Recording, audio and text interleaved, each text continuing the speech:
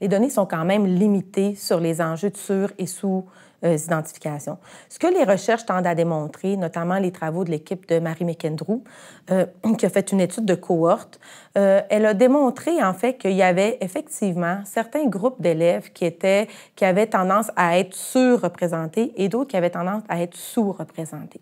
Donc, dans son étude, on voit que les élèves qui n'ont pas le français langue d'enseignement comme langue d'usage, au secteur francophone, évidemment, ce sont des élèves qui ont tendance à être surreprésentés.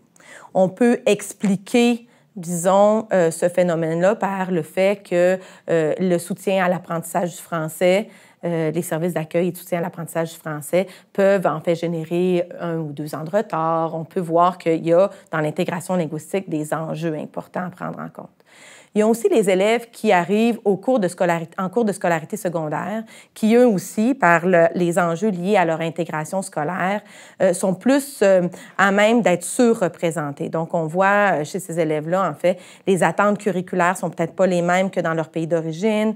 Leur expérience de scolarisation correspond peut-être pas au parcours scolaire qui est attendu au Québec. Donc, on voit ici aussi qu'il y aurait différents facteurs pouvant les expliquer.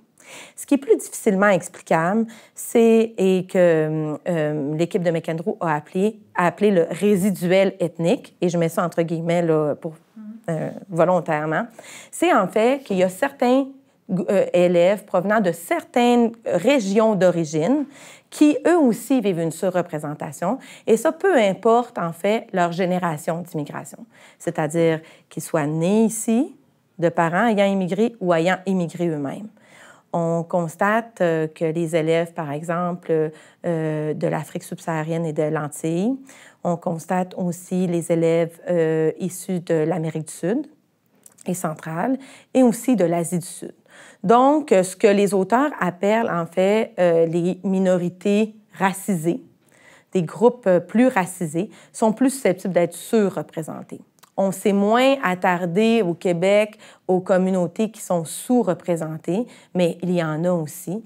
Par exemple, les élèves de l'Asie de l'Est sont significativement sous-représentés là, par rapport à la moyenne des élèves. Donc, même si les données sont encore, je dirais, relativement éparses, ce que ces résultats-là nous indiquent, c'est qu'effectivement, il faut documenter davantage les facteurs qui sont liés à la famille et au niveau socio-économique des élèves, mais aussi les facteurs qui sont liés à l'école et aux dynamiques systémiques propres au milieu scolaire.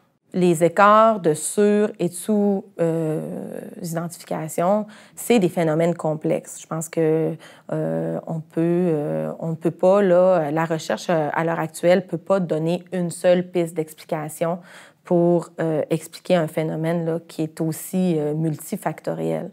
On a parlé de facteurs liés aux élèves, de facteurs familiaux et sociaux, de facteurs scolaires. Une analogie que j'utilise souvent pour parler justement de ces facteurs scolaires et peut-être des dynamiques systémiques qui sont, dans le fond, peut-être les explications qui sont les plus difficilement opérationnalisables, notamment pour les intervenants en milieu scolaire, c'est l'analogie d'une équipe de chercheurs américains, Whittler et collaborateurs, qui parlent en fait de la surreprésentation des élèves de groupes racisés comme en fait les mineurs au 19e siècle qui descendaient dans la mine accompagnés d'un canari dans une cage.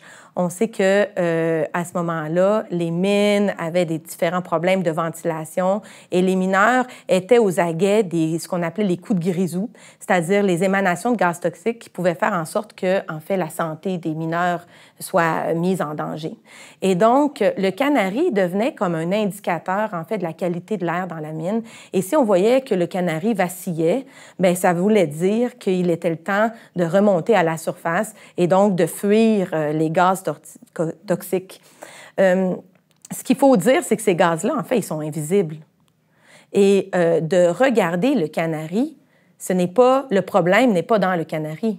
Le canari est un indicateur d'un problème qui se déploie à l'intérieur de la mine. Ces auteurs-là nous amènent cette analogie-là pour parler de la même façon de la surreprésentation des élèves de minorités racisées. C'est-à-dire que regarder la surreprésentation seulement en regardant l'élève, ses facteurs individuels, ses facteurs culturels, ses facteurs familiaux, ça nous donne certaines pistes. Mais il faut aussi regarder l'ensemble de la mine, l'ensemble de l'école, l'ensemble du système scolaire et de voir qu'est-ce qui, à l'intérieur des dynamiques du système, peut aussi provoquer à cet élève de vaciller, comme le faisait le